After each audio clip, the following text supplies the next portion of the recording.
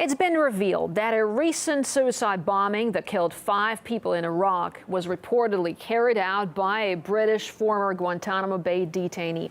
Let's now cross live to Laura Smith in London with the details.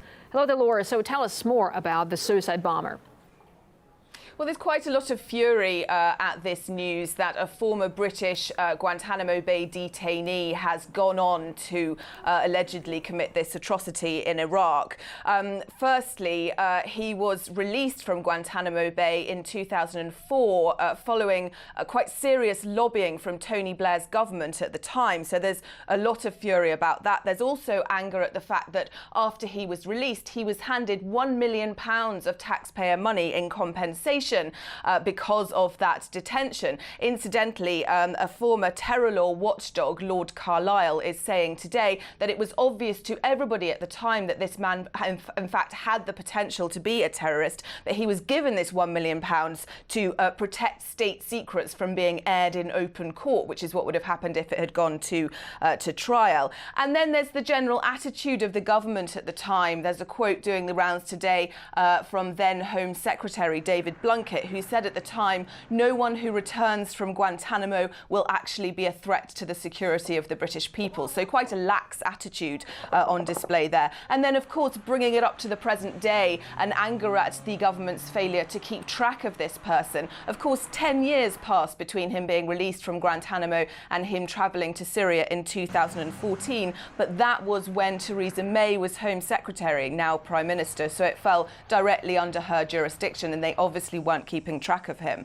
And of course, while the British are blaming the government, this is bringing to light again the failures of the Guantanamo Bay system and institution. Here's President Obama promising to change all that.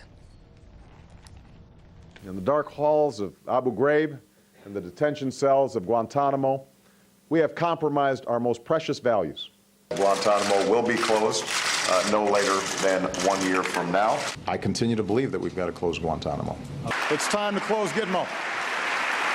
15 years after 9/11, 15 years after the worst terrorist attack in American history, we're still having to defend the existence of a facility and a process where not a single verdict has been reached in those attacks. Despite those strong words, of course, Guantanamo remains open to this day. Obama never managed to achieve that. And there are tales still of horrific mistreatment on the inside. Take a look at this.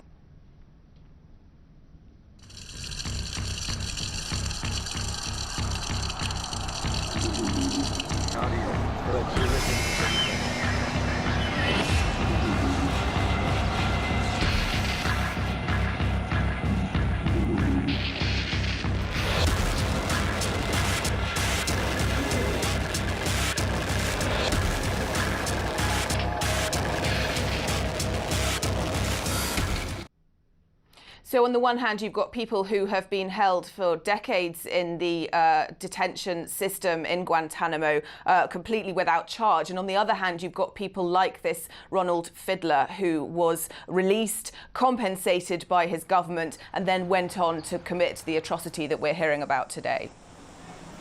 All right, Laura, thanks so much indeed for bringing us the very latest on the story. We'll, of course, be crossing back to you for more.